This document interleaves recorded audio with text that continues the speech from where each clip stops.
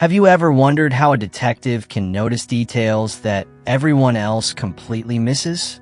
Today, we are going into the mysterious world of Sherlock Holmes, one of the most famous detectives in the history of literature, created by Arthur Conan Doyle. Welcome to Speak English Daily Classes. Today's practice is a little different. During the story, you do not need to read aloud with the narrator. Your first task is simply to listen. Listen carefully to the story from beginning to end. Pay attention to the narrator's pronunciation, rhythm, pauses, sentence patterns, and the way different ideas are connected. You do not have to understand every single word. If you hear a difficult word or sentence, don't stop. Keep listening and try to understand the meaning from the context. Think of this part as English listening practice through an interesting story. The more you listen to natural English, the more familiar you become with the way English sounds when people speak continuously. And don't worry if you miss something. Just keep listening and enjoy the mystery. At the end of the story, your active speaking practice will begin. I will give you a few carefully selected paragraphs from the story. This time, you can read them aloud on your own. Focus on clear pronunciation, natural rhythm, pauses, and speaking smoothly without stopping too often. After that, we will have a vocabulary challenge. I will give you some useful and interesting words from today's story, and your job will be to find out what they mean and write your answers in the comments. This way, today's lesson will help you practice listening, speaking, pronunciation, and vocabulary, all through one fascinating Sherlock Holmes story. So, make yourself comfortable, listen carefully, and enjoy the mystery. Let's begin.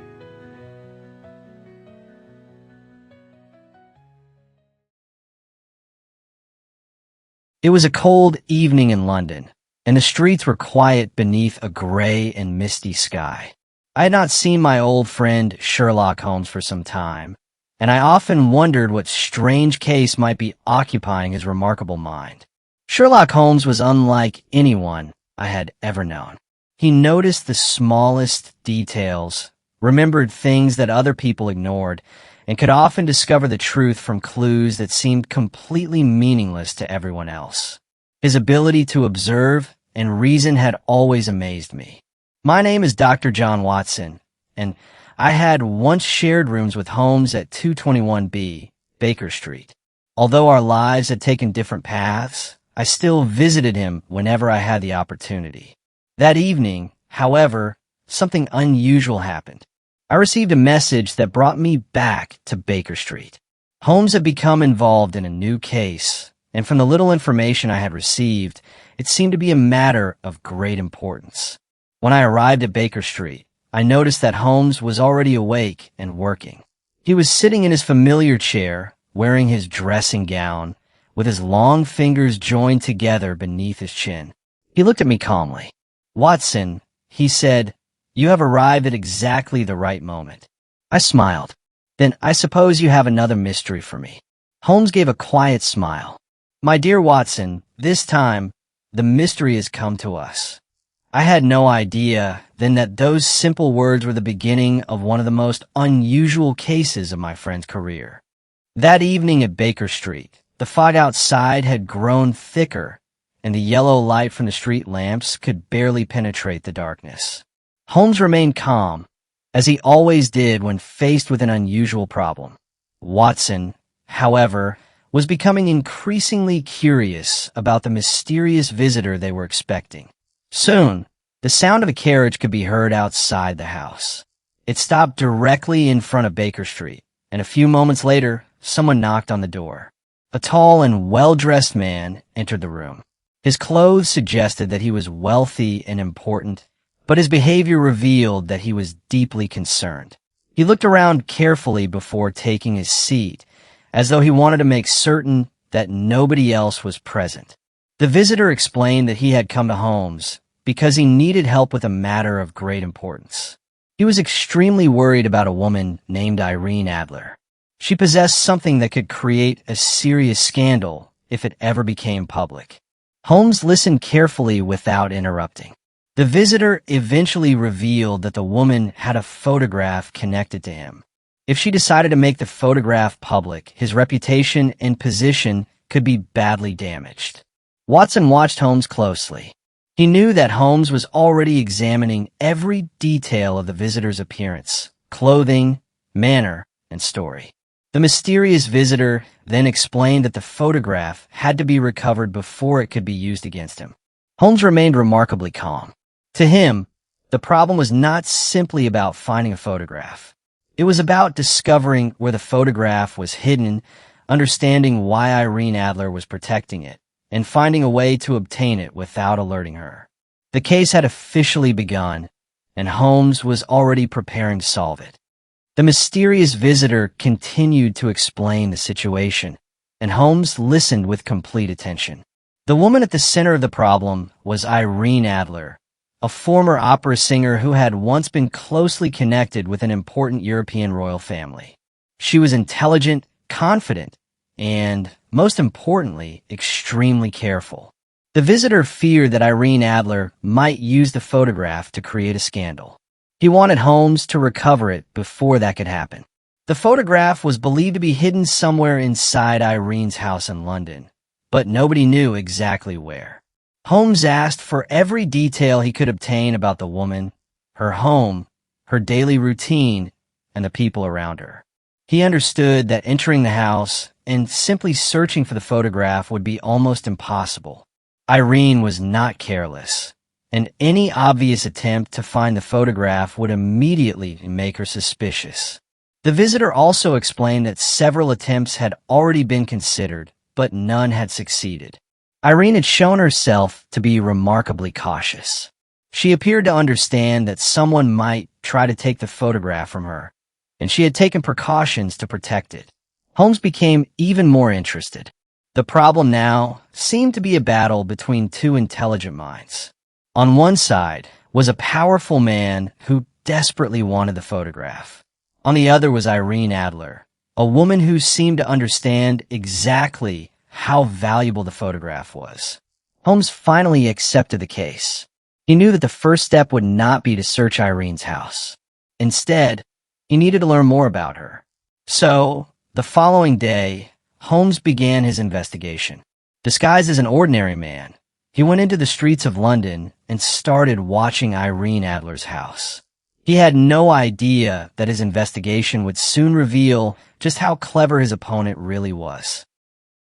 The next morning, Sherlock Holmes began his investigation of Irene Adler. He understood that the first mistake would be to move too quickly.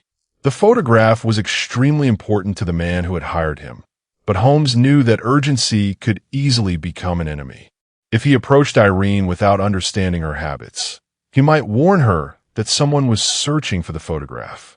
Once she became suspicious, recovering it would become far more difficult. So Holmes decided to begin with observation.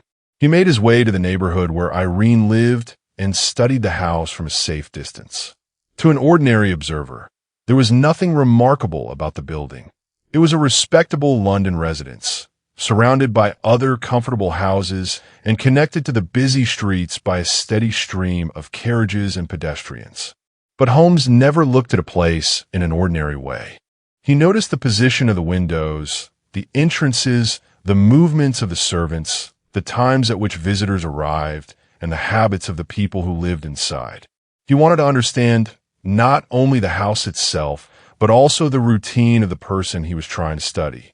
Holmes knew that a secret could sometimes be discovered by studying ordinary behavior. A person might be extremely careful when someone asked a direct question, yet that same person could reveal important information through daily habits without realizing it. For this reason, Holmes preferred observation to interrogation whenever possible. During his investigation, he discovered that Irene Adler was not living like someone who constantly feared danger. She appeared confident. Visitors came to her house regularly. Messages arrived throughout the day. Carriages stopped outside, and people from different parts of London seemed to have business with her. There was no obvious sign that she was frightened or attempting to disappear from public attention. This interested Holmes. The woman he had been asked to investigate was not behaving like someone who expected to be attacked. Instead, She seemed perfectly comfortable with the knowledge that she possessed something valuable. Holmes also learned more about Irene's background. She had once been a famous opera singer, admired for her beauty and talent. Her life had brought her into contact with wealthy and powerful people, and she had become accustomed to moving through important social circles. She was not inexperienced in dealing with influential men, and she was certainly not someone who could easily be intimidated. This made the case more interesting. The photograph Holmes wanted to find was connected to a powerful European royal family. Its existence could create an embarrassing scandal, and the man who wanted it recovered had every reason to fear that Irene might use it against him. Yet Irene had not attempted to sell the photograph. She had not publicly threatened anyone. She had simply kept it. That fact mattered to Holmes. It suggested that Irene might be keeping the photograph for protection rather than for immediate revenge. Perhaps she wanted to make sure that nobody could harm her while she possessed such an important piece of evidence. Holmes continued watching. Eventually, another person became important to his investigation. His name was Godfrey Norton. Norton was a lawyer, and he appeared to have a close relationship with Irene Adler. Holmes noticed that he visited her house and seemed to be one of the few people who could enter her private world without difficulty. Holmes paid particular attention to his movements. He soon discovered that Norton was not merely an ordinary acquaintance. His relationship with Irene appeared to be serious, and the two seemed to trust each other. For Holmes, this raised an important question. If Irene was hiding the photograph somewhere inside her house, who else knew about it? Could Norton know where it was? Could he have helped her protect it? Or was the relationship between the two completely separate from the mysterious photograph? Holmes did not make assumptions. He simply collected facts. This was the difference between Holmes and most investigators. Others often formed a theory first and then searched for evidence to support it. Holmes preferred to gather evidence before deciding what the evidence meant. For several hours, he continued his quiet observation. Then, later that day, something changed. Holmes noticed unusual activity around Irene's house. A carriage arrived, and Godfrey Norton emerged from it. His movements were faster and more nervous than usual. He entered the house without wasting time. Holmes watched carefully. Norton did not remain inside for long. When he came out again, there was a sense of urgency about him. He appeared to be preparing for something important, and Irene soon joined him. The two left the house together. Holmes immediately began following them. He kept enough distance between himself and the carriage to avoid attracting attention. London was busy enough to make this possible. Carriages moved along the streets, pedestrians crossed between them, and the noise of the city created a natural cover for anyone who knew how to use it. Holmes followed the carriage through several streets. He still did not know where they were going. Then the carriage stopped near a church. Holmes watched as Irene and Norton hurried inside. For a moment, he wondered whether the photograph was somehow connected to what was about to happen. He remained outside and waited. What happened next surprised him. Instead of discussing the photograph or meeting someone connected with the case, Irene Adler and Godfrey Norton were married. The ceremony happened quickly. Holmes had arrived that morning expecting to investigate a secret photograph, but within a few hours he had discovered that Irene's personal life had changed dramatically. She was now married. For Holmes, this was not simply a romantic development. It was another piece of information that could help him understand her. People often behave differently after marriage. Their loyalties could change. Their secrets could become shared secrets. A person who had previously protected something alone might now trust another person with it. Holmes wondered whether Norton knew about the photograph. If he did, the situation could become much more complicated. If he did not, then Irene had managed to keep the secret even from the man she had just married. Either possibility was important. After the ceremony, Holmes continued to observe the couple.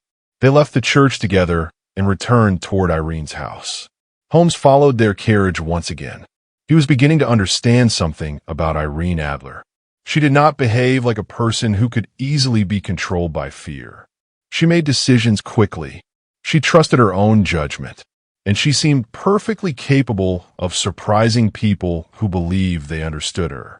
Holmes returned to Baker Street with several new facts, but no photograph. He knew where Irene lived. He knew something about her routine. He knew about her connection with Godfrey Norton. And now he knew that she had married him. But the most important question remained unanswered. Where was the photograph? Holmes considered the problem carefully.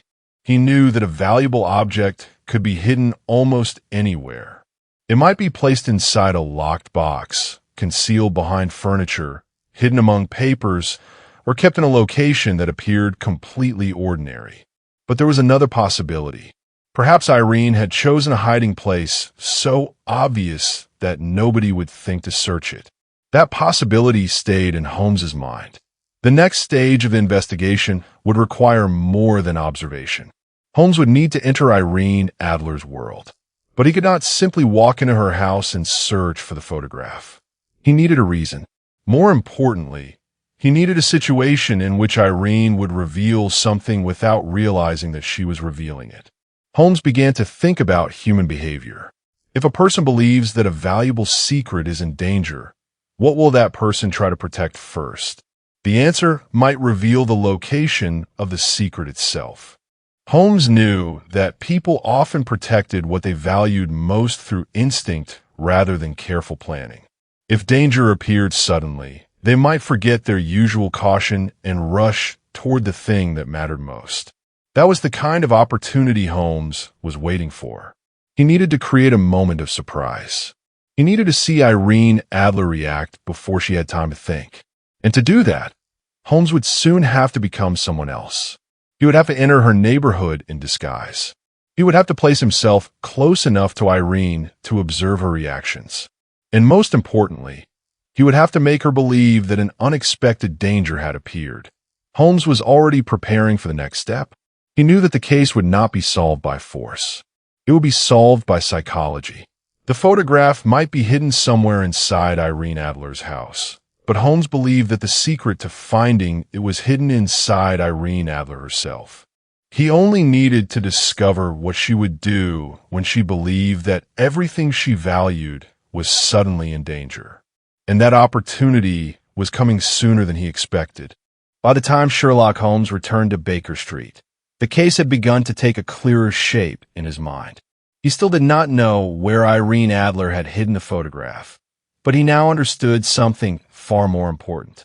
The photograph was not simply an object that she had forgotten about. It was a source of security. As long as Irene possessed it, she had a powerful advantage over the people who feared it. Holmes knew that this made the problem difficult. A locked room could be searched. A safe could be opened. A box could be stolen. But a secret protected by an intelligent person was much harder to uncover. The investigator had to understand the person before he could understand the hiding place. Holmes spent some time reviewing everything he had learned. Irene was confident and independent. She was accustomed to attention and had enough experience with important people to recognize when someone was attempting to deceive her. She had recently married Godfrey Norton, which meant that her circumstances had changed. She also appeared to have no intention of leaving London or surrendering the photograph. Holmes considered several possible approaches. One possibility was to search the house while Irene was away. But this would require access to the property, and the servants would almost certainly notice anything unusual. Even if Holmes managed to enter unnoticed, there was no guarantee that he would find the photograph. A careful search could take a long time, and every additional minute would increase the chance of discovery. Another possibility was to steal the photograph directly. Holmes rejected this idea as too uncertain. The photograph might be hidden in a place that could not be discovered through an ordinary search. Irene might also carry it with her, or she might have moved it after becoming suspicious. There was also the possibility that someone else knew about the photograph. Holmes therefore decided that the best method was to make Irene reveal the hiding place herself. To accomplish this, he needed to create a sudden emotional reaction. Holmes understood an important fact about human nature. When people are calm, They have time to think.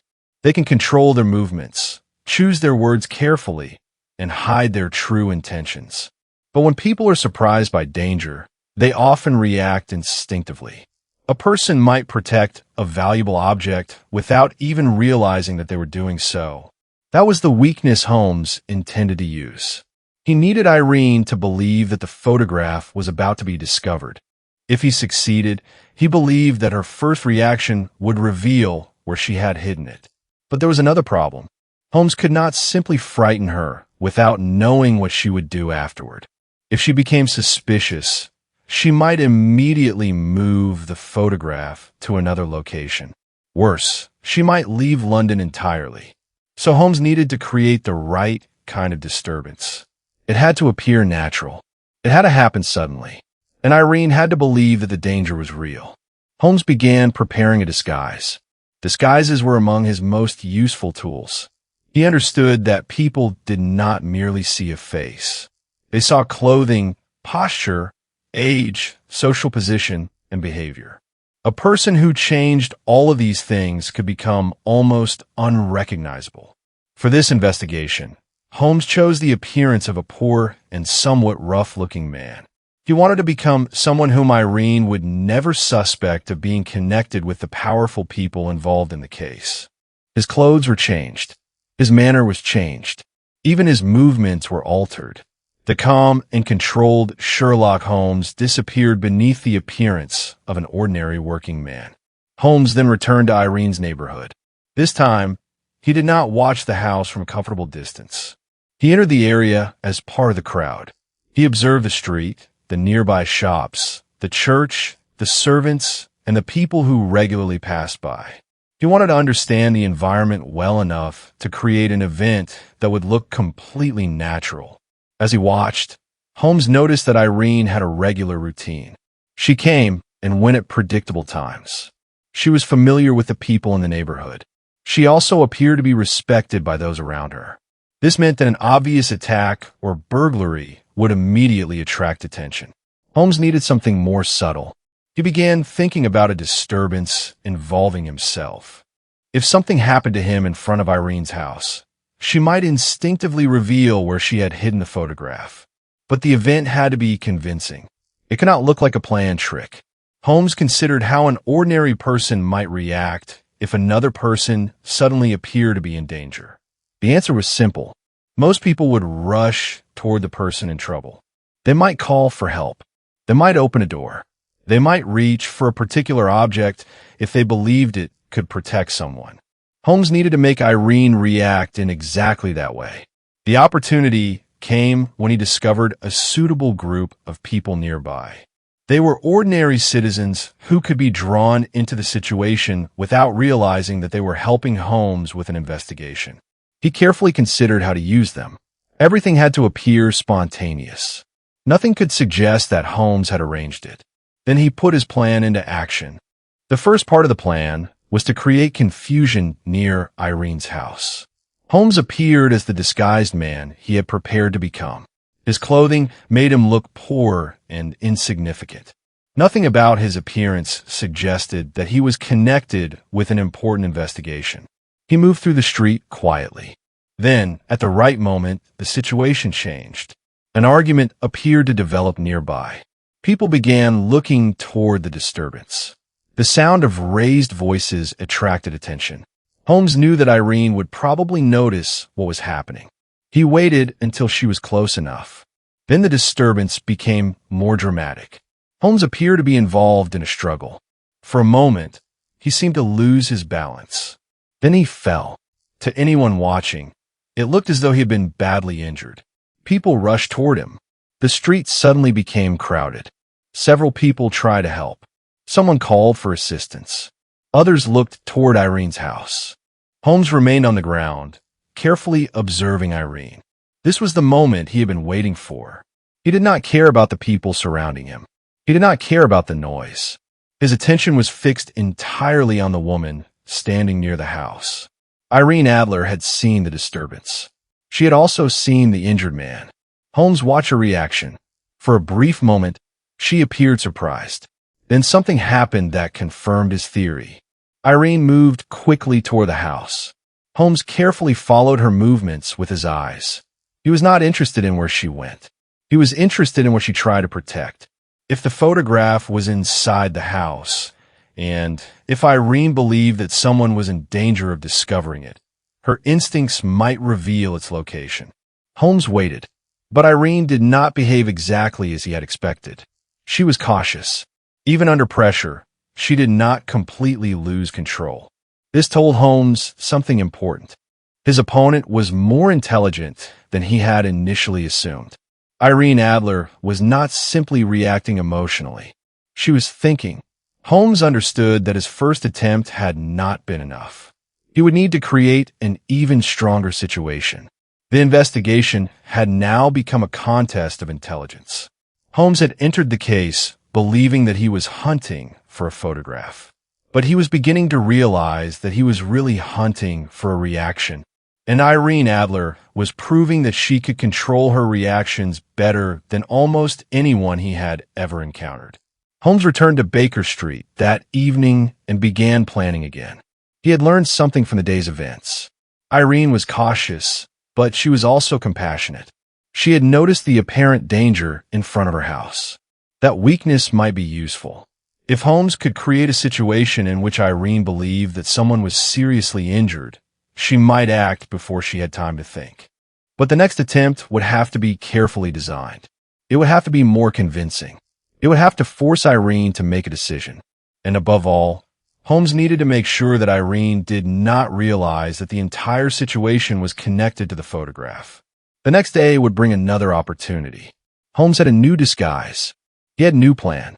And this time, he intended to place Irene Adler under enough pressure that her natural instincts would finally reveal the secret she had been protecting. But Holmes did not yet know that Irene was already beginning to understand that someone was watching her. The following day, Sherlock Holmes returned to Irene Adler's neighborhood with an even clearer plan. His first attempt had taught him that Irene was not easily frightened. She could remain calm when an unexpected event occurred, and she was capable of thinking before she acted. Holmes therefore understood that he could not depend on a simple surprise. He needed to create a situation that would feel completely real. Once again, he changed his appearance and moved through the streets as an ordinary man. He avoided anything that might connect him with a respected detective known throughout London. His clothes were simple, his posture was different, and his entire manner suggested that he was just another working man going about his business. Watson later learned that Holmes was particularly skilled at this kind of transformation. He did not consider a disguise to be merely a change of clothing. He believed that a person had to change the way they walked, looked at others, spoke, and even responded to small events. Otherwise, someone observant might notice the difference. Holmes approached Irene's house again. He did not immediately attempt anything. Instead, he spent time observing. The house seemed peaceful. People moved along the street. Carriages passed by, and London continued with its ordinary rhythm. From the outside, nothing suggested that an important secret was being protected inside. But Holmes knew better. Somewhere in that house was a photograph that powerful people desperately wanted to recover. The problem was that he still had no idea where Irene had placed it. Holmes waited until the right moment. Then the disturbance began. A group of people gathered nearby, and confusion quickly spread through the street. Holmes appeared to become involved in the commotion. To anyone watching, it seemed that he had been attacked and injured. He fell to the ground. People immediately rushed toward him. The scene became noisy and chaotic. Some people tried to help the injured man. Others called for assistance. Several looked toward Irene's house, expecting someone to come outside. Holmes remained focused. His apparent injury meant nothing to him. His attention was on Irene. He watched as she emerged and looked toward the disturbance. For a moment, her expression showed genuine concern. Holmes carefully observed every movement. He had expected Irene to rush toward the injured man. Instead, she remained cautious. She looked at the people around her before deciding what to do. This small detail impressed Holmes. Irene was compassionate, but she was not careless. She understood that an unusual situation could be dangerous. Eventually, the confusion began to disappear. Holmes was able to leave the area without revealing his identity. The experiment had not failed completely. Although Irene had not revealed the location of the photograph, Holmes had learned something valuable. She was not easily manipulated. More importantly, she was alert to danger. This meant that Holmes would have to use a different approach. He began thinking about the people Irene trusted. A person might protect a secret carefully when alone, but if someone they trusted became involved, their behavior could change. Holmes therefore paid closer attention to Godfrey Norton. Norton was now Irene's husband, and Holmes wondered whether he had become part of the secret. If Irene had told him about the photograph, then Norton might know where it was hidden. If she had not told him, then Holmes would need to separate the two possibilities carefully. There was another problem. Holmes had very little time. The powerful man who had hired him wanted the photograph recovered as quickly as possible. If Irene decided to leave London, the opportunity might disappear completely. Holmes therefore returned to Baker Street and began reviewing the case again. He thought about Irene's house. He thought about the rooms. He thought about the windows. He thought about the servants. He thought about Irene herself. Then he considered one simple question. If Irene Adler believed that someone had entered her house to search for the photograph, where would she move it? The answer was not obvious.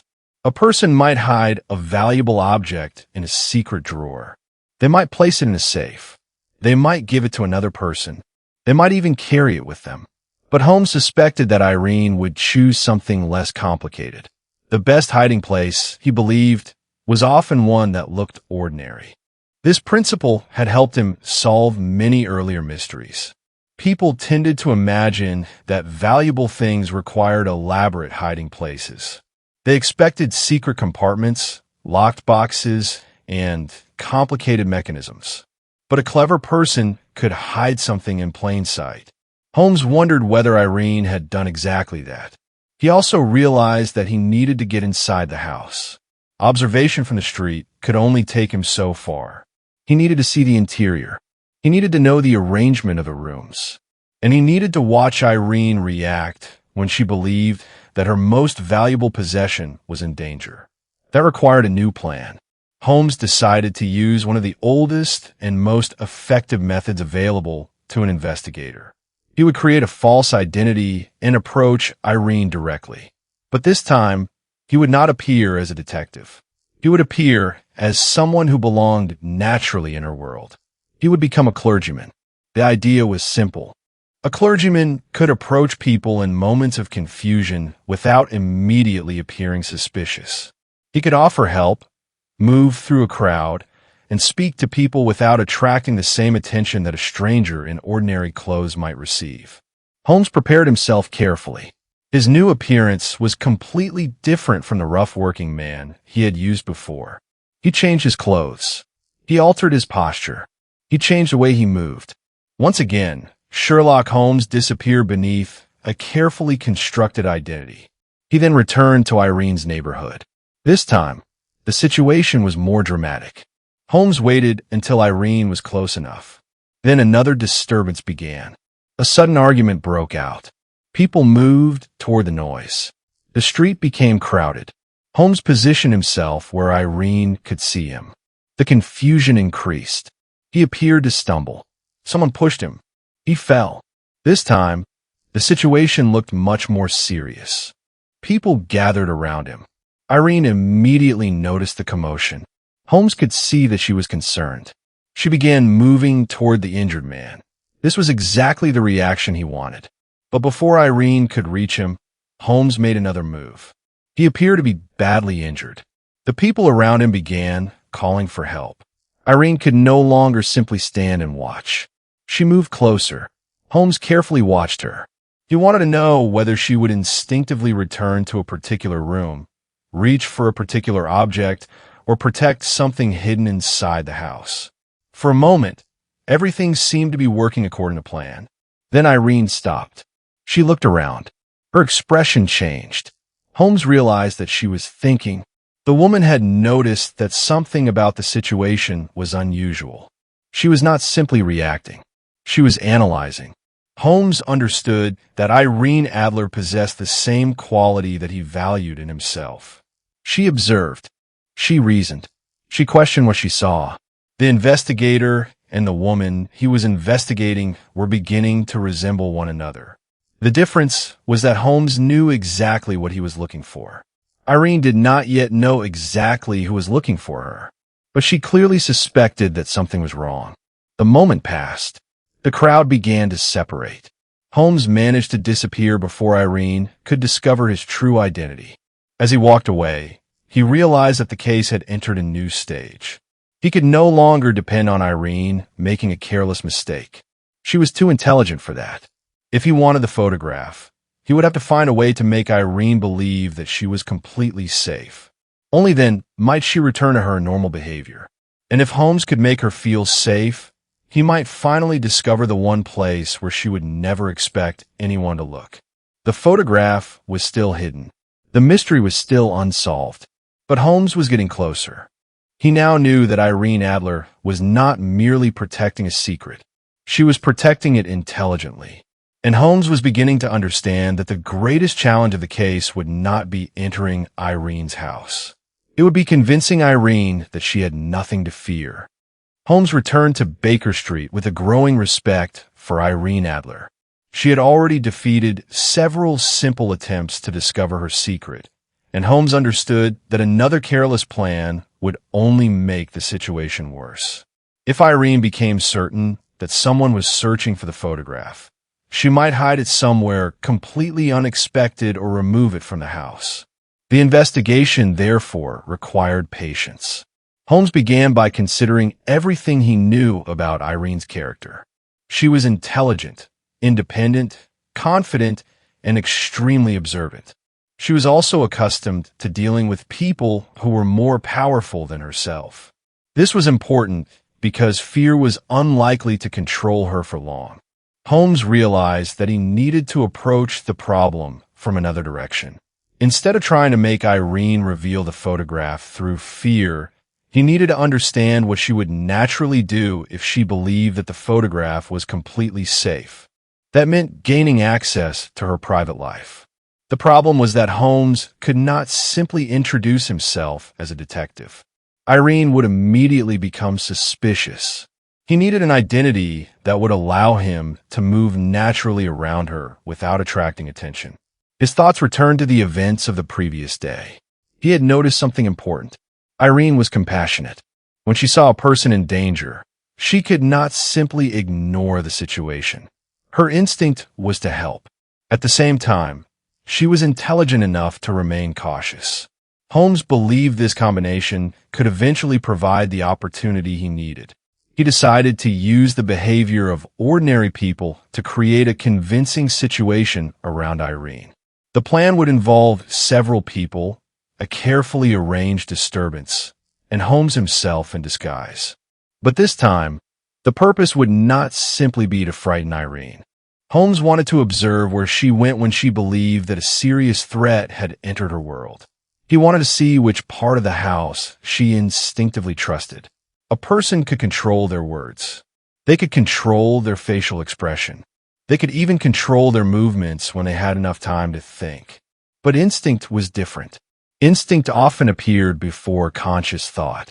Holmes believed that Irene's instinct would reveal the location of the photograph.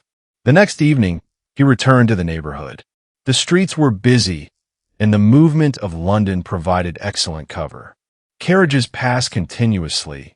People hurried along the pavements, and the noise of the city made it difficult for anyone to notice a single unusual person. Holmes moved among the crowd in disguise. He had become so convincing that people passed him without giving him a second look. Eventually, he reached the area near Irene's house. He waited. The moment he had been expecting finally arrived. Irene left the house and began walking along the street. Holmes watched carefully. She appeared relaxed. There was no sign that she knew she was being observed. Holmes followed at a distance. Then the disturbance began. A group of men appeared to be arguing nearby. The argument became louder. People stopped to watch. The crowd grew. Holmes moved into the center of the confusion. Then, suddenly, he appeared to be attacked. He stumbled backward and fell. People shouted. Someone called for help. The situation looked serious. Irene immediately turned toward the commotion. Holmes watched her closely. She moved toward the scene. For a moment, Holmes believed that his plan was working perfectly. Then something unexpected happened. Irene did not simply rush toward the injured man. She looked around first. Her eyes moved from one person to another. She seemed to be searching for the source of the disturbance. Holmes realized that she was suspicious. She had noticed something unusual. He had created a convincing scene, but Irene was not allowing emotion to completely control her. This made Holmes even more certain that the photograph was important. People did not become this careful without a reason. Irene had clearly learned to protect herself. The disturbance eventually ended, and Holmes disappeared into the crowd. He returned to Baker Street and continued thinking. His attempt had taught him several things. First, Irene was observant. Second, she was cautious. Third, she was compassionate. And fourth, she was beginning to suspect that someone might be watching her. The fourth discovery was the most dangerous. If Irene realized that Holmes was involved, the entire investigation could fail. Holmes therefore decided that his next move would have to be completely different. He needed to become someone Irene would trust, not someone she would fear, not someone she would suspect, someone whose presence would appear natural. After considering several possibilities, Holmes decided that the most useful disguise would be that of a clergyman. A clergyman could enter a difficult situation without immediately appearing suspicious. People often trusted such a person during moments of confusion, danger, or distress. Holmes prepared the disguise carefully. His clothing changed. His posture changed. His expression changed. Even the way he walked became different. He studied himself in the mirror and made sure that nothing about his appearance suggested Sherlock Holmes. Once he was satisfied, he left Baker Street. His destination was once again Irene Adler's neighborhood. This time, however, Holmes had a new objective. He wanted to create a situation so convincing that Irene would act instinctively. He did not need to frighten her permanently. He only needed a few seconds of genuine surprise. Those few seconds could reveal everything. Holmes arrived near the house and waited. As evening approached, the street became quieter. The light began to fade. The windows of the houses glowed warmly against the growing darkness. Holmes watched Irene's house carefully. Eventually, he saw movement inside. A light appeared behind one of the windows. Then another. The house was becoming active. Holmes knew that this was the time to act. He moved toward the entrance. The plan began. A sudden disturbance broke out nearby. People began gathering. Voices rose. Someone appeared to be in danger. Holmes entered the scene as the disguised clergyman. He moved quickly toward the apparent victim. Irene noticed the commotion. She stepped forward. The situation seemed to become more serious by the second. Holmes carefully watched her face. She was concerned. She wanted to help. Then, for the briefest moment, Irene turned toward her house. Holmes followed her gaze. That tiny movement was important. It told him that whatever she was protecting, she associated it with the house. But that was not enough. Holmes still needed to know where inside the house the photograph was hidden. He had learned the location of the secret in a general sense. Now he needed the exact hiding place. The disturbance ended. Holmes withdrew before anyone could identify him. As he walked away, he understood that the investigation had reached a critical point. He had been trying to discover the photograph by observing Irene, but perhaps he had been thinking about the problem in the wrong way. The photograph was valuable because it could damage someone powerful. That meant Irene did not need to display it. She only needed to know that she could reach it whenever necessary. So where would an intelligent person keep such an object? Not necessarily in a lockbox. Not necessarily in a safe. Perhaps somewhere that could be reached immediately. perhaps somewhere that could be protected without attracting attention. Holmes began to think about the layout of the house. He remembered the windows. He remembered the entrance. He remembered the rooms he had been able to observe from outside. Then one possibility occurred to him. There might be a particular room in the house that Irene considered her private space. If the photograph were kept there, she could reach it quickly whenever necessary. Holmes needed to enter that room, but he could not do so openly. He would need another opportunity. And this time, the opportunity would have to come from Irene herself. Holmes had spent days trying to force a reaction from her. Now he began considering a different strategy. Instead of creating danger outside the house, he could create a situation in which Irene believed that she was helping someone in need. If she invited him inside, even briefly, Holmes might finally see the interior of the house. That would change everything. He would no longer be guessing from the street. He would be able to observe the rooms directly. And if he could enter the house without Irene becoming suspicious, the mystery of the photograph might finally be solved. Holmes smiled quietly. The case was becoming a game of patience.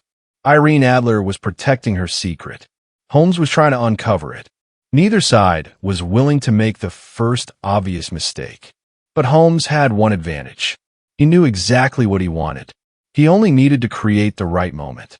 And before long, that moment would arrive. Holmes returned to Baker Street that evening with a feeling he rarely experienced after an investigation had begun. He was uncertain. The problem was not that he had failed to collect information. In fact, he had learned a great deal about Irene Adler. He knew her habits, her movements, the people around her, and the way she reacted when unexpected events occurred. But every attempt to discover the photograph had produced the same result. Irene remained one step ahead. Holmes understood that the next attempt had to be different. He could not continue creating disturbances in the street. If he repeated the same method, Irene would eventually recognize the pattern. She would understand that the apparent accidents were not accidents at all. A clever opponent needed to be defeated with a cleverer plan. Holmes therefore decided to stop trying to force Irene into making a mistake. Instead, he would make her believe that there was nothing to fear. The idea required patience. For several days, Holmes remained less visible around Irene's neighborhood. He did not appear in disguise near her house. He did not follow her openly. He did not create another disturbance. From Irene's point of view, the mysterious danger seemed to have disappeared. This was exactly what Holmes wanted. He understood that suspicion could not remain at its highest level forever. Even a careful person eventually relaxed when nothing happened for long enough. If Irene believed that whoever had been watching her had given up, she might return to her normal habits. And normal habits were exactly what Holmes needed to observe. Meanwhile, Holmes continued thinking about the photograph. He was convinced that Irene had not hidden it in a complicated secret compartment. She was too intelligent to depend on a hiding place that could be discovered through a careful search. Instead, he suspected that the photograph was somewhere accessible, a place where Irene could reach it quickly, a place where she would not have to leave the room, a place that would not immediately attract attention. This idea became more important as Holmes considered Irene's behavior during the disturbances. Whenever she believed that danger was close, she seemed to think first about the safety of her house.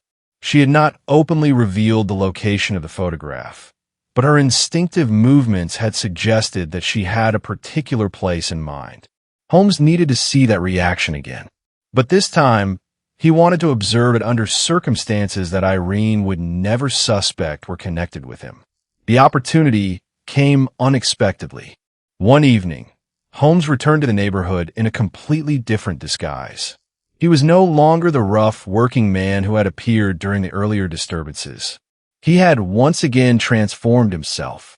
His clothes were respectable. His posture was different. His expression was calm. Nothing about him suggested that he was a detective. He looked like an ordinary clergyman. Holmes approached the area around Irene's house and carefully watched the surroundings. The street was quiet. The evening air was cool. The The windows of the houses were beginning to glow with warm light. Holmes waited. Eventually, Irene appeared. She was leaving her house. Holmes followed from a distance. He did not need to know where she was going. His purpose was simply to understand her behavior. Irene walked confidently through the street. There was no sign that she was frightened. No sign that she believed someone was following her. No sign that she suspected Holmes was nearby. This was exactly what he had hoped for. The first part of his plan had worked. Irene had relaxed. Now Holmes needed to create the final opportunity. He returned toward her house and waited for her to come back. The plan required a moment of confusion. Holmes arranged for a small group of people to gather near the house. He did not give them any reason to suspect that they were part of an investigation. To them, it would simply appear to be an ordinary disturbance in the street. Holmes remained among them. Then, at the right moment, the disturbance began. Several people appeared to argue. Others gathered around. The noise increased. A carriage stopped nearby. People moved in different directions. From the outside, the scene looked completely natural. Irene soon returned. She stopped when she saw the crowd. Holmes watched her carefully. She did not immediately approach. Instead, she looked around. Her eyes moved from one person to another. She was trying to understand what had happened. Holmes waited.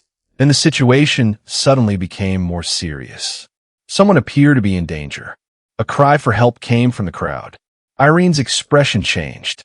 Her natural instinct to help became stronger than her caution. She moved toward the disturbance. Holmes followed. The scene became confused. People shouted. Someone fell. Another person called for assistance.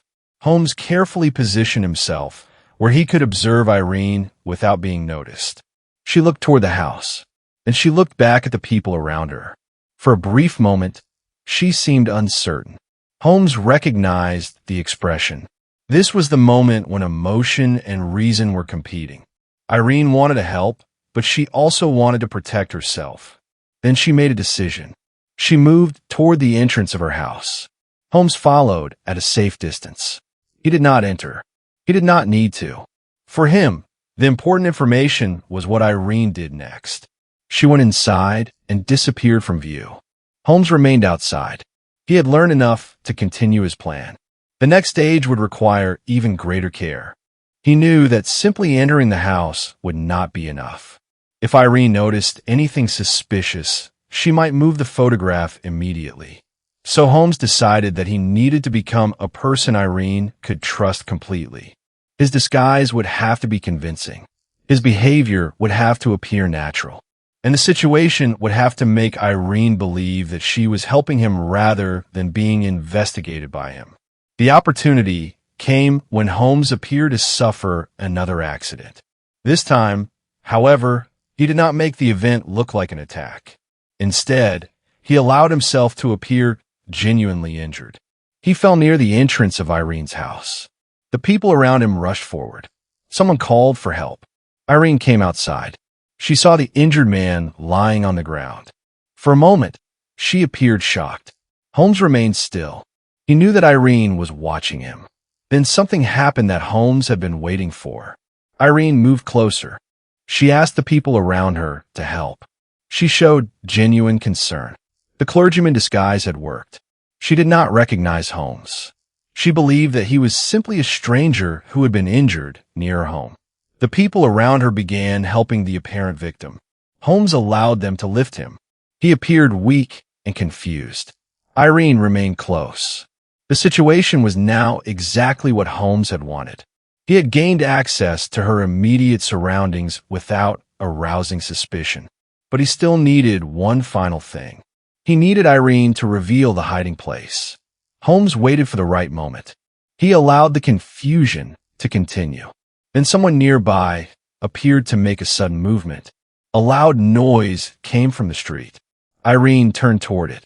For a moment, she believed that another danger had appeared. Holmes watched her instinctive reaction. Her attention moved immediately toward a particular part of the house.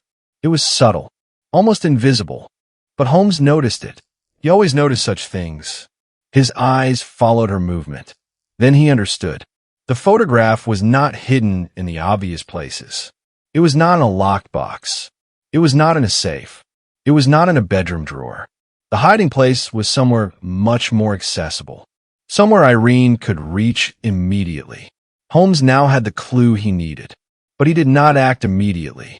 That was another lesson he had learned from Irene. A person could discover the truth and still lose if they moved too quickly. Holmes therefore withdrew. He returned to Baker Street and began preparing the final stage of the investigation. He now knew where the photograph was most likely hidden, but knowing the location was not the same as possessing the photograph. He needed to return when Irene was away. That would give him the freedom to search without interruption. Holmes also knew that Irene might have already become suspicious. The repeated disturbances near her house could not have escaped her attention. Even if she did not know who was responsible, she might understand that someone was attempting to discover something. That meant Holmes had very little time. He decided to act immediately. The next morning, he prepared everything he needed. He returned to Irene's house. The street was quiet. The servants were moving about inside. Holmes remained hidden until he was certain that Irene was not present. Then he approached the house. His heart was calm. His mind was focused. After days of observation, disguise, deception, and careful reasoning, he was finally close to the answer. He entered the house. For the first time, Holmes was standing inside the place he had spent so long studying from the outside. He looked around carefully. Everything appeared ordinary. Furniture stood in its usual places. Books and personal belongings filled the rooms. Nothing immediately suggested that an important photograph was hidden anywhere. But Holmes knew better. The answer was close. He moved slowly through the house. He remembered every detail he had observed during his earlier investigations. He considered Irene's movements. Holmes stood quietly inside Irene Adler's house, looking at the place where he had finally discovered the photograph. After so much careful observation and planning, the answer seemed almost surprisingly simple. The object had been hidden in a place that was easy for Irene to reach, yet unlikely to attract the attention of someone conducting an ordinary search. Holmes examined it carefully. He did not allow himself to celebrate too early. A successful investigation depended on certainty, not excitement. He needed to make sure that the photograph was exactly the one he had been searching for and that nothing had been changed. As he examined the evidence, the events of the previous days began to make sense. Irene had never needed to hide the photograph in some complicated secret chamber. She had understood that the safest hiding place was one that could be reached immediately and protected through instinct. Holmes had spent much of the investigation trying to understand where a clever person would hide an important object. Irene had understood something simpler. She had hidden it where she could protect it. That was why the earlier disturbances had produced such useful clues. Holmes now realized that his observation of her behavior had been more valuable than any physical search. He carefully prepared to leave, but before he could do so, he noticed something unusual. The house seemed too quiet. He paused. A careful investigator always listened to his surroundings. There was no obvious sound of Irene returning. No hurried footsteps. No voices from the servants. Nothing suggested immediate danger. Still, Holmes remained cautious. He knew that Irene was intelligent enough to surprise him. He looked again at the photograph. Then he noticed something else. There was evidence that Irene had recently been preparing for a journey. Several small details inside the house suggested that she might not remain in London for much longer. This concerned Holmes. If Irene left the city, the situation could become far more complicated. He therefore decided to return to Baker Street immediately. He needed to inform the powerful man who had hired him that the photograph had been found. Holmes left the house and made his way through the streets of London. As he walked, he considered Irene Adler's character.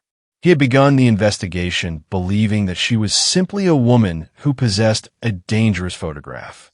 Now he understood that she was much more than that. She had remained calm under pressure. She had recognized that something was wrong. She had watched the strangers around her. She had protected herself without revealing her secret. And most importantly, she had never underestimated the people who might be working against her. Holmes respected intelligence, and Irene Adler had demonstrated plenty of it. When Holmes arrived at Baker Street, Watson was waiting. Holmes explained what had happened and told Watson that he had finally discovered the photograph. Watson was impressed. He had expected that Holmes would eventually succeed. But Holmes was not completely satisfied. Something still troubled him. He had discovered the photograph, but the ease with which he had found it made him suspicious. He began wondering whether Irene had deliberately allowed him to discover it. The thought seemed strange. Why would someone protect a valuable secret for so long and then suddenly leave it where an investigator could find it? Holmes considered the possibility carefully. Perhaps Irene had not known that he was searching for it. Perhaps she had simply chosen an ordinary hiding place. But there was another possibility. Perhaps she had known. Perhaps she had understood exactly what Holmes was trying to do.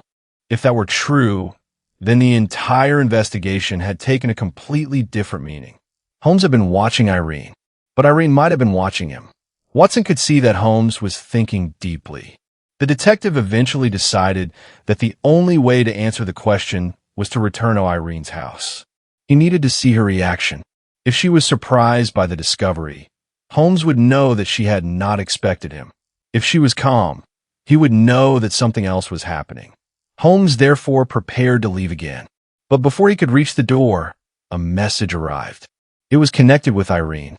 The message suggested that she had already left the house. Holmes immediately became suspicious. He knew that Irene had been preparing for a journey. If she had left before he returned, she might already be several steps ahead.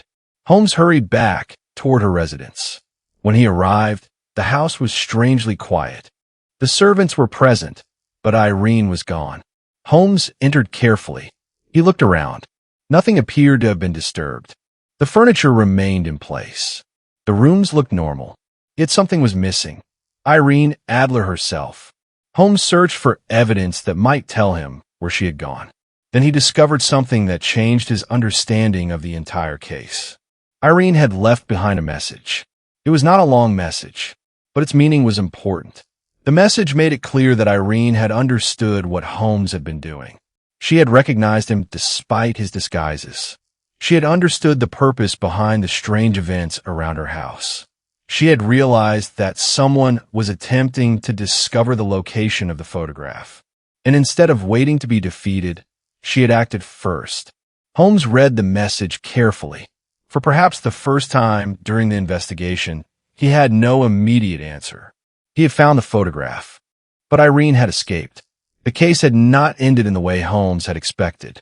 He had solved the mystery, but lost the final contest. This was extremely unusual for Sherlock Holmes.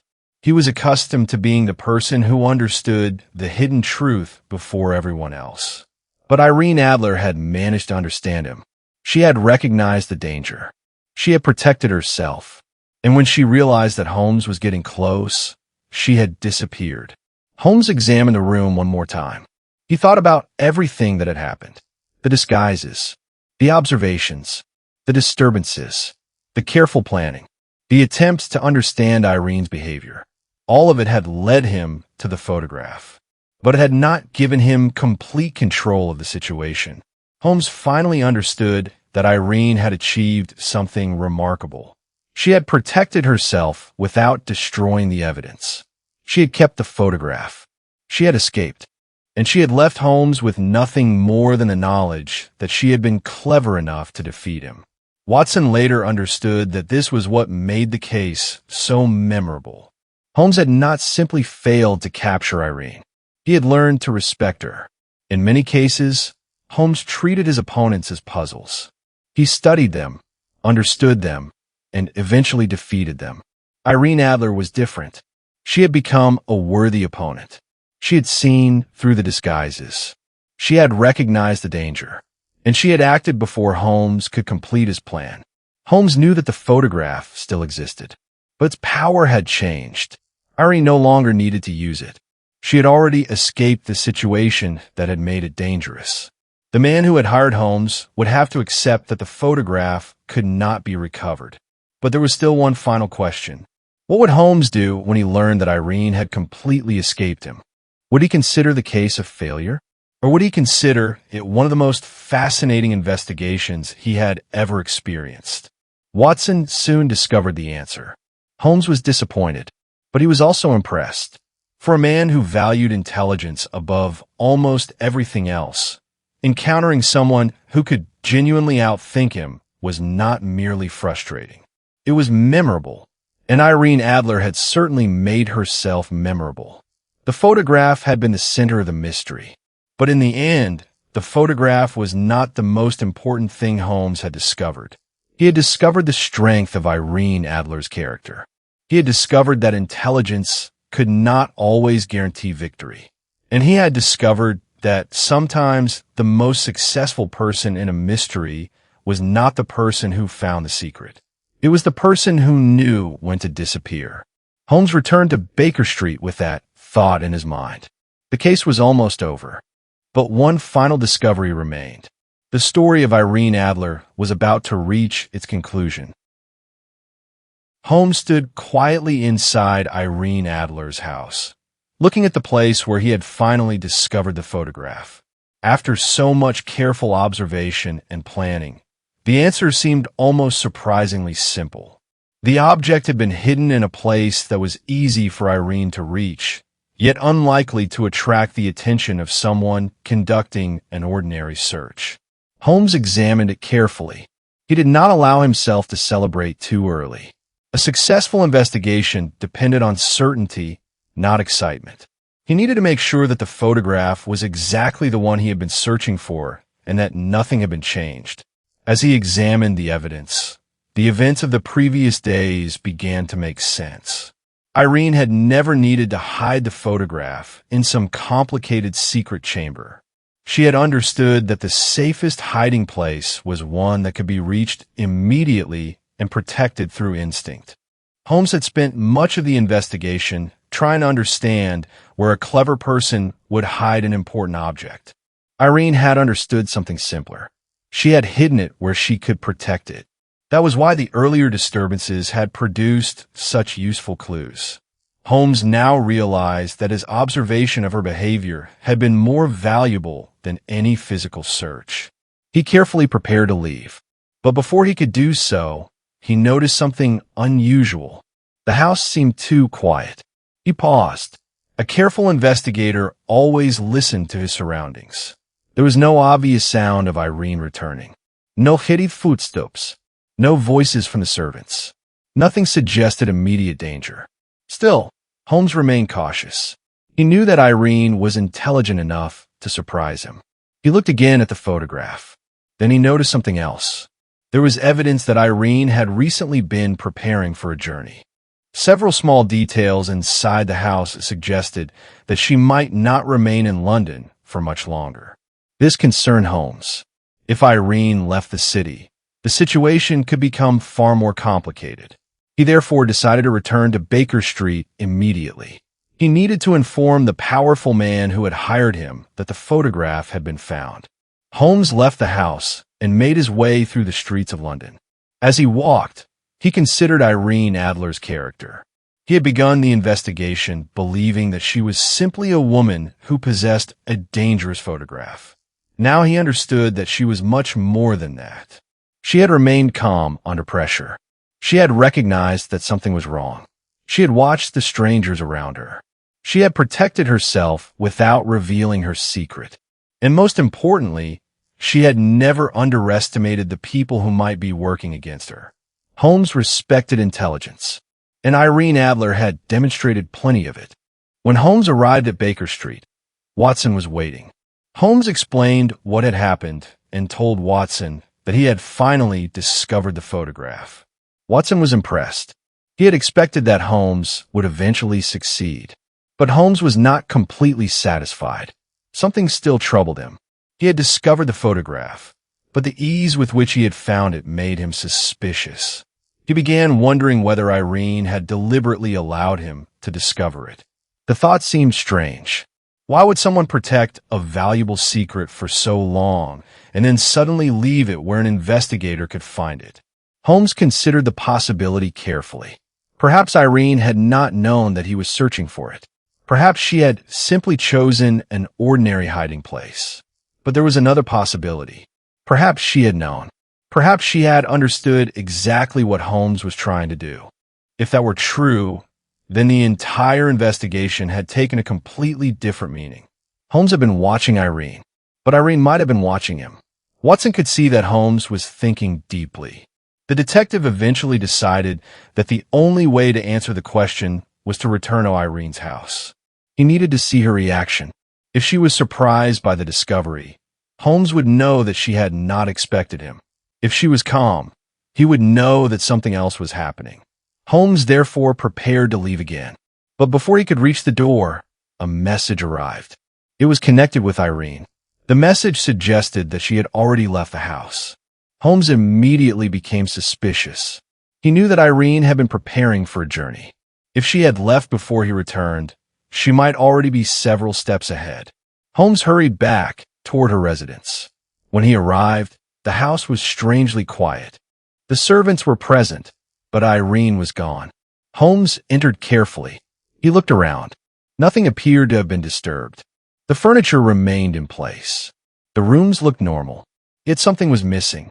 Irene Adler herself. Holmes searched for evidence that might tell him where she had gone. Then he discovered something that changed his understanding of the entire case. Irene had left behind a message. It was not a long message, but its meaning was important. The message made it clear that Irene had understood what Holmes had been doing. She had recognized him despite his disguises. She had understood the purpose behind the strange events around her house. She had realized that someone was attempting to discover the location of the photograph. And instead of waiting to be defeated, she had acted first. Holmes read the message carefully. For perhaps the first time during the investigation, he had no immediate answer. He had found the photograph, but Irene had escaped. The case had not ended in the way Holmes had expected. He had solved the mystery, but lost the final contest. This was extremely unusual for Sherlock Holmes. He was accustomed to being the person who understood the hidden truth before everyone else. But Irene Adler had managed to understand him. She had recognized the danger. She had protected herself. And when she realized that Holmes was getting close, she had disappeared. Holmes examined the room one more time. He thought about everything that had happened. The disguises, the observations, the disturbances, the careful planning, the attempts to understand Irene's behavior. All of it had led him to the photograph, but it had not given him complete control of the situation. Holmes finally understood that Irene had achieved something remarkable.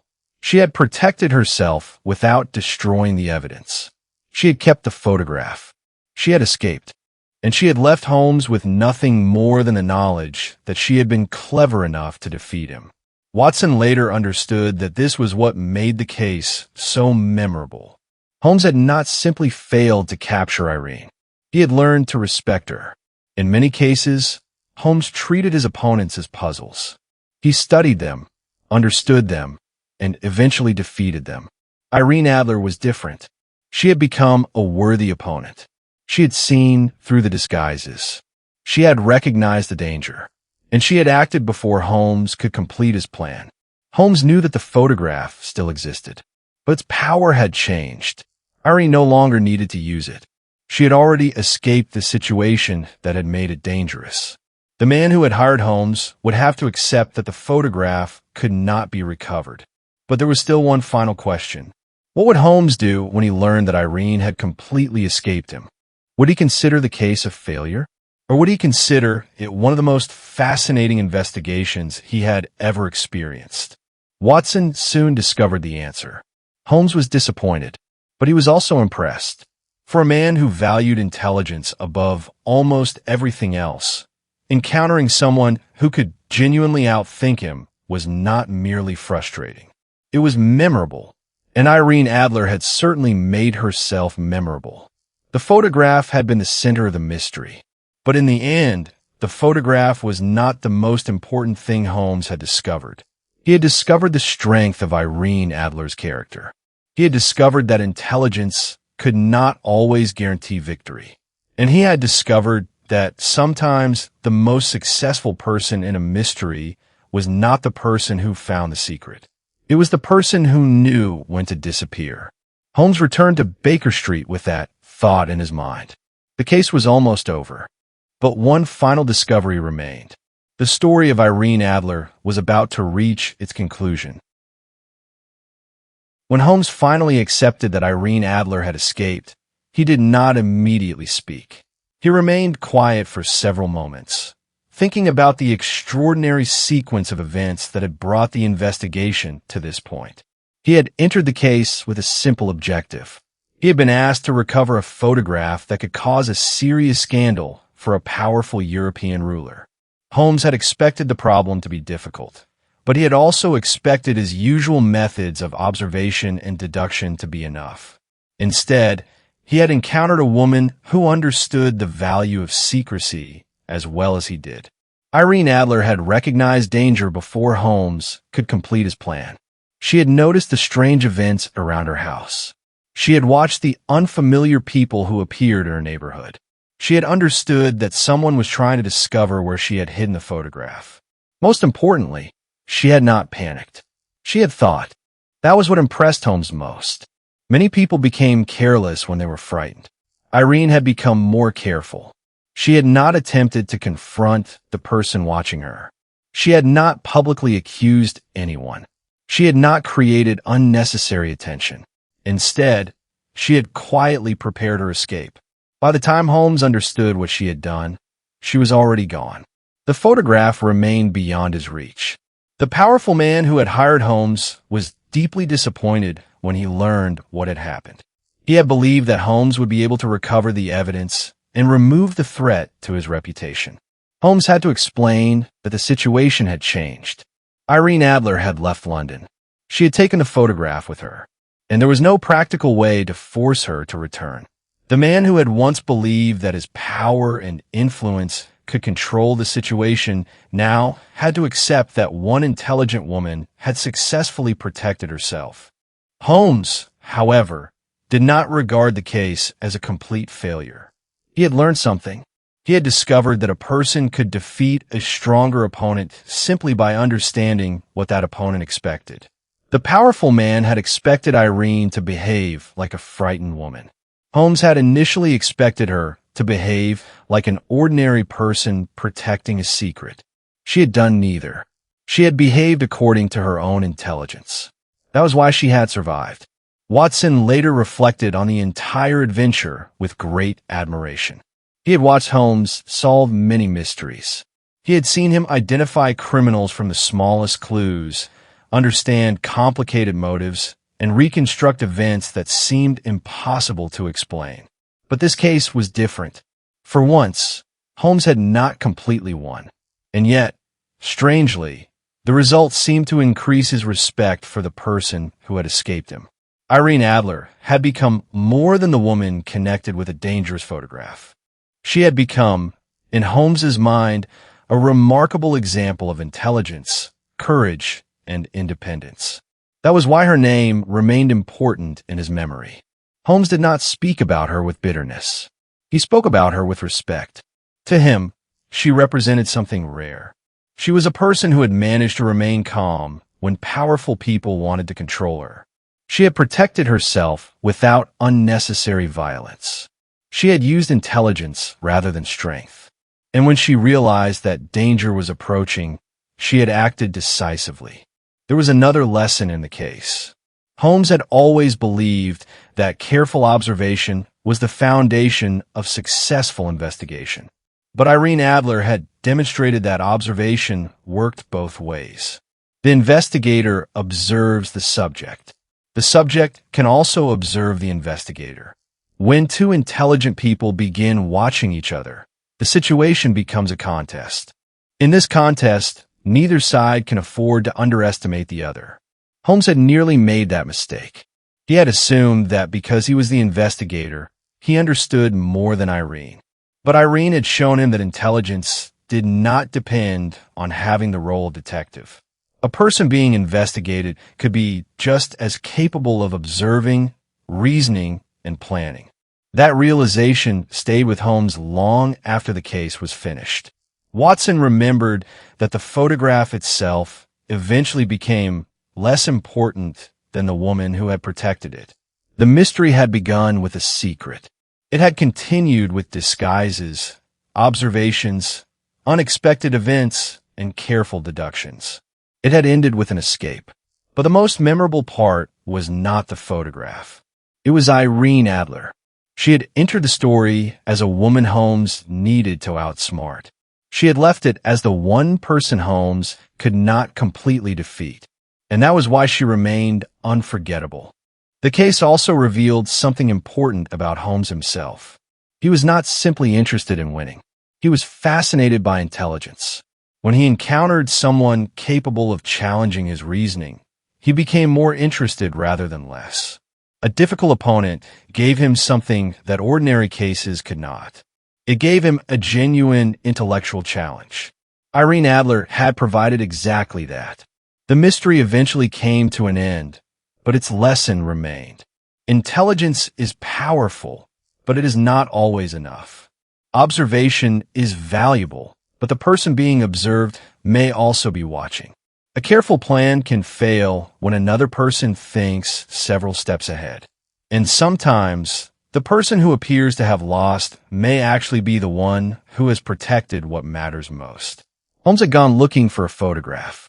Instead, he found an opponent worthy of his respect. And perhaps that was the real reason the case remained in his memory. Years later, when Watson looked back on the adventures he had shared with Holmes, he understood why Irene Adler stood out among so many other names.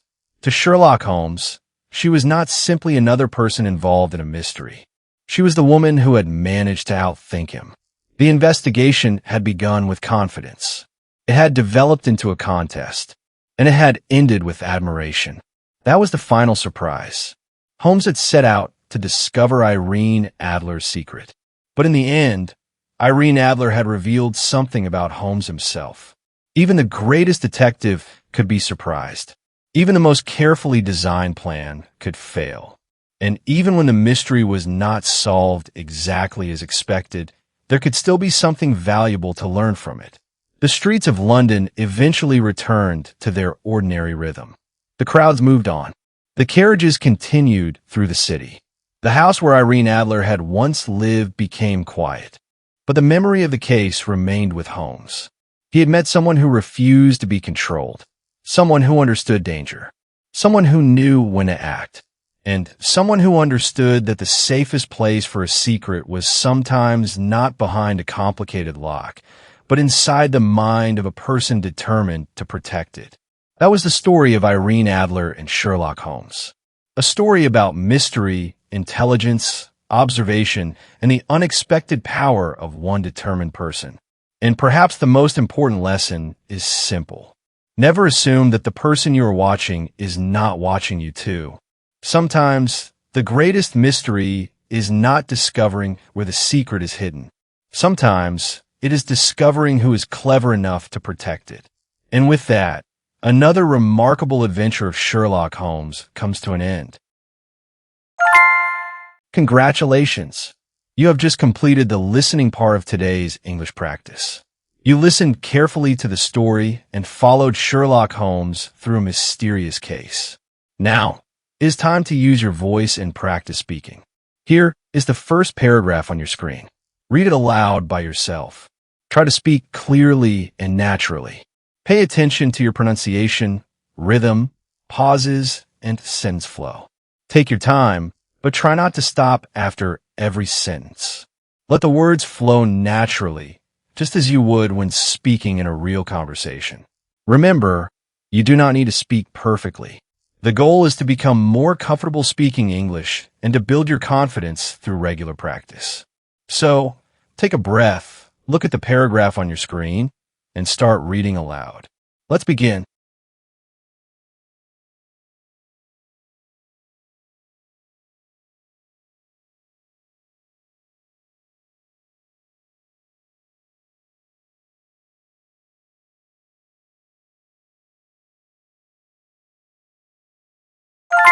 Great job.